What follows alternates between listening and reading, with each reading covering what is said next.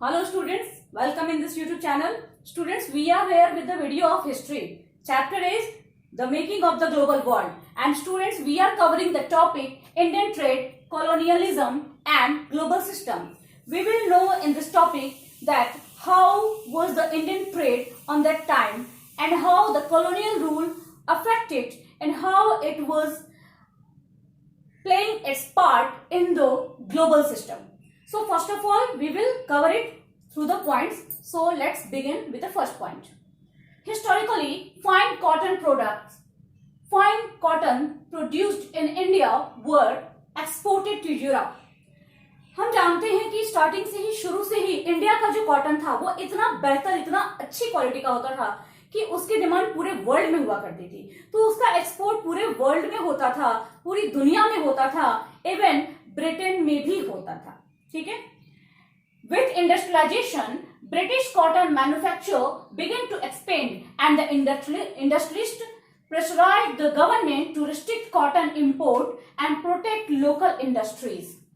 ऐसे में इंडस्ट्रियलाइजेशन होने के साथ ब्रिटिश कॉटन जब वहां ब्रिटेन में जब कपड़े बनने लगे, मशीनों से बनने लगे इंडस्ट्रियलाइजेशन के बाद, तो ऐसे में इंडस्ट्रियलिस्ट ने ये प्रेशर किया गवर्नमेंट पे कि कॉटन इंपोर्ट को रिस्ट्रिक्ट किया जाए और लोकल इंडस्ट्रीज को प्रोटेक्ट किया जाए. आपको याद होगा कि हमने 19th सेंचुरी के बारे में, कॉर्न लॉ के बारे में भी कुछ ऐसा ही पढ़ा था कि इन जो ब्रिटेन के जो लोकल्स थे उन्होंने प्रेशराइज किया था गवर्नमेंट को कि आप इंपोर्ट किए जाने वाले कॉर्न पे, फूड ग्रेन्स पे रोक लगाइए.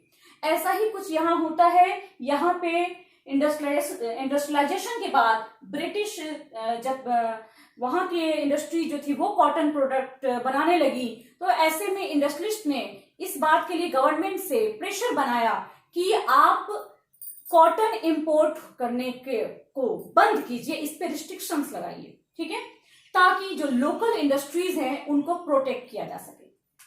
Tariffs were imposed on cotton cloth imports into Britain. Consequently, the inflow of fine Indian cotton began to decline. और इसके लिए गवर्नमेंट ने क्या किया कि जो क्लॉथ उनके यहाँ इंपोर्ट होके आ रहा था उस पर टैरिफ लगा दिया. इस टैरिफ लगाने से क्या हुआ कि अब जो इंडिया का फाइन कॉटन था, इंडिया का बेहतर कॉटन था, अब वो डिक्लाइन की तरफ चला गया क्योंकि उसका एक्सपोर्ट कम हो गया.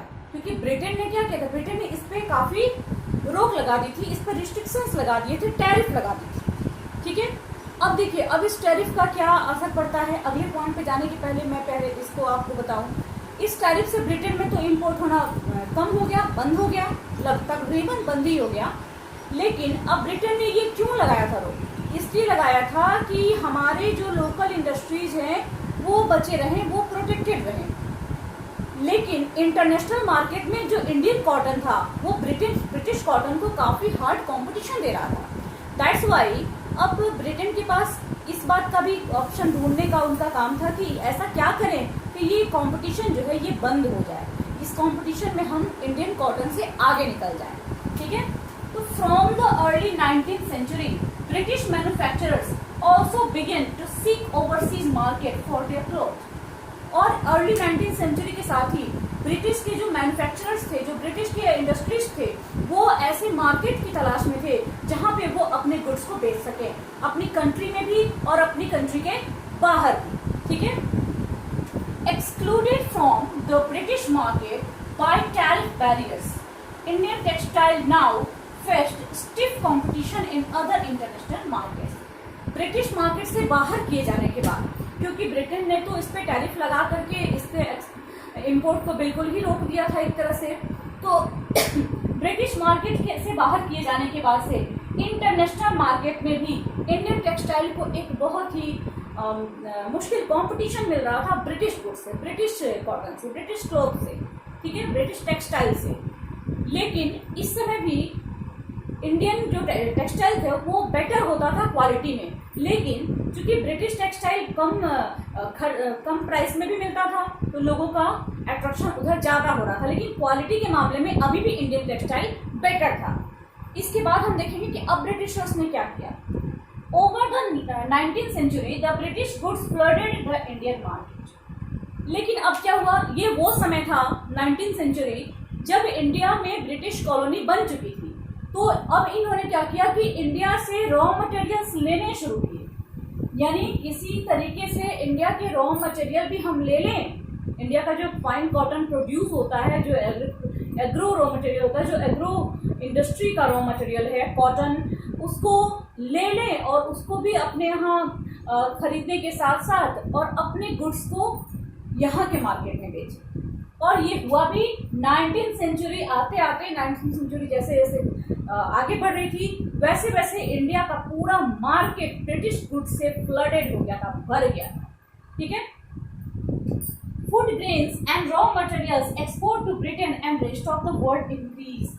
और ये वो समय था जब इंडिया से फूड ग्रेन और फूड ग्रेन के अलावा रॉ मटेरियल जैसे कि कॉटन वगैरह भी यहाँ से ब्रिटेन में एक्सपोर्ट किया जा रहा था, और काफ़ी कम दाम में एक्सपोर्ट किया जाता था। उससे ब्रिटेन में ही नहीं, रेस्ट ऑफ द वर्ल्ड में भी एक्सपोर्ट हो रहा था। ठीक है, आपको यहाँ एक स्पेशल बात मैं बताऊं कि ये एक्सपोर्ट होने की वजह से काफ़ी कम पैसे में ले जा रहे थे वो लोग, जो वो दे रहे थे हमारे यहाँ से ले जा रहे थे कॉटन, वो काफ़ी कम में ले जा रहे थे। जैसे कि वो ऐसे समझो कि 100 रुपये में कॉटन लेके 100 में वो ले गए, और जो अपना सामान ला के बेच रहे हैं वो हमें 500 में बेच रहे हैं। तो लिया 100, जो हमसे लिया सामान उसके बदले हमें दिया 100, और हमें जो बेच रहा है उसके बदले हमसे ले रहे हैं 500। यानी उनके पास उनका जो एक्सपोर्ट इंपोर्ट का जो डिफरेंस था वो बहुत ज़्यादा था, और ब्रिटिश जो थे वो बहुत ज़्यादा फायदे में जा रहे थे। ठीक है, British had the trade surplus with India, और इस वजह से इंडिया से ब्रिटेन को बहुत ज़्यादा ट्रेड सरप्लस मिल रहा था। ट्रेड सरप्लस एक टेक्निकल टर्म है, एक इम्पोर्टेंट टर्म है, ये आप जान लें। ट्रेड सरप्लस का मतलब होता है कि एक ऐसी सिचुएशन जब एक्सपोर्ट की वैल्यू हायर होती है इंपोर्ट की वैल्यू से। तो यहाँ हम ब्रिटेन के बारे में बात कर रहे हैं। ब्रिटेन हमारे यहाँ से इंपोर्ट कर रहा है रॉ मटेरियल फूड ग्रेन, और एक्सपोर्ट कर रहा है अपने प्रिपेयर गुड्स, और उसका जो एक्सपोर्ट है वो इंपोर्ट से कहीं ज़्यादा फायदेमंद है, यानी वो इंपोर्ट कम कर रहा है और एक्सपोर्ट ज़्यादा कर रहा है।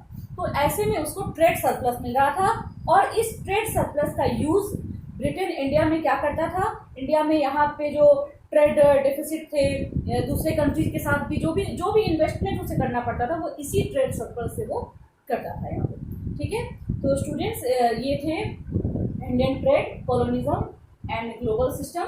इसको मैं एक बार फिर से क्विक रिवीजन दे रही हूँ ताकि जो अभी आपने पढ़ा वो क्विक रिवाइज हो जाए एकदम शॉर्ट में। इसको जल्दी से देखिएगा। Historically fine cotton produced in India were exported to Europe. Starting से ही यूरोप में इंडिया से बहुत अच्छा कॉटन प्रोड्यूस होकर के और एक्सपोर्ट होता था। ठीक है, कॉटन क्लॉथ, टेक्सटाइल। जब इंडस्ट्रियलाइजेशन हो गया तो ब्रिटिश की इंडस्ट्रीज ने इस बात की रिक्वेस्ट की गवर्नमेंट से कि आप कॉटन के इंपोर्ट को बंद कीजिए ताकि हमारी जो लोकल इंडस्ट्रीज है इनको प्रोटेक्ट किया जा सके। गवर्नमेंट ने इस बात को माना और बहुत सारे टैरिफ लगा दिए गए। नतीजा क्या हुआ, Indian cotton textile British market से बाहर हो गया। यहाँ से बाहर होने के बाद भी क्वालिटी अच्छी थी, तो ये एक बड़ा कंपटीशन दे रहा था ब्रिटेन को, ब्रिटिश टेक्सटाइल को इंटरनेशनल मार्केट में। ठीक है, अब इसके बाद जब हम देखते हैं, लेकिन ब्रिटिश टेक्सटाइल भी अपनी जगह बना रहा था, तो वो भी इंडियन टेक्सटाइल को अच्छा खासा कंपटीशन दे रहा था। अब क्या किया ब्रिटिश ने कि इन लोगों ने इंडिया और दूसरी जगह पे अपने मार्केट बनाने की सोची। इसी समय इन्होंने इंडिया के पूरे मार्केट को अपने सामानों से फ्लडेड कर दिया। ठीक है, इतना ज़्यादा यहाँ पे एक्सपोर्ट करना शुरू किया और यहाँ के रॉ मटेरियल्स को इंपोर्ट करने लगे। अब सोचो कि जब यहाँ रॉ मटेरियल बचेगा ही नहीं, वो लेके ही चले जाएंगे, तो फिर हमारी इंडस्ट्रीज क्या बनाती, हमारे लोग क्या बनाते, किस चीज़ का इस्तेमाल करते। तो कॉटन तो सारा का सारा रॉ मटेरियल सारा ये लेके चले जाते थे। नतीजा होता था कि यहाँ कुछ भी नहीं हो पाता था और लोगों को ज़रूरत तो थी। ऐसे में वो ब्रिटिश गुड्स यहाँ ला करके बेचते थे, वो अपने यहाँ की प्रिपेयर्ड गुड्स, और लोग मजबूरी में खरीदते थे क्योंकि डिमांड्स तो थी। इसमें उन्हें ट्रेड सरप्लस मिलता था, यानी जितना वो इंपोर्ट करते थे हमसे उससे कहीं ज़्यादा वो एक्सपोर्ट करते थे। ठीक है, और इस ट्रेड सरप्लस का इस्तेमाल वो अपने दूसरी किसी भी खर्चे को, किसी भी चीज़ को यहाँ पे पूरा करने में लगाते थे, चाहे वो अपने लोगों को सैलरी देने में लगाते हों या फिर बाकी कंट्रीज के साथ जो भी टैक्सेस वगैरह भरने हों, यानी जितना भी होता था उनका मैक्सिमम जो चीज़ था वो यहीं से इसी ट्रेड सरप्लस से फुलफिल हो जाता था। ठीक है, स्टूडेंट्स, इसके बाद जल्दी ही हम लोग नेक्स्ट लेक्चर के साथ फिर मिलेंगे। हिस्ट्री का जो नेक्स्ट लेक्चर है वो मैं जल्दी आपके लिए लेके आऊँगी, और वो है कि इंडियन ट्रेड का क्या इम्पोर्टेंस था ब्रिटेन के लिए, role of Indian trade for British. ये हमारा नेक्स्ट टॉपिक है। मैंने पहले ही आपको बता दिया, हो सके तो इस पर थोड़ा सा आप पढ़ भी लें ताकि जब मैं बताऊँ तो चीज़ें अच्छे से समझ में आए। ठीक है, थैंक यू, बाय।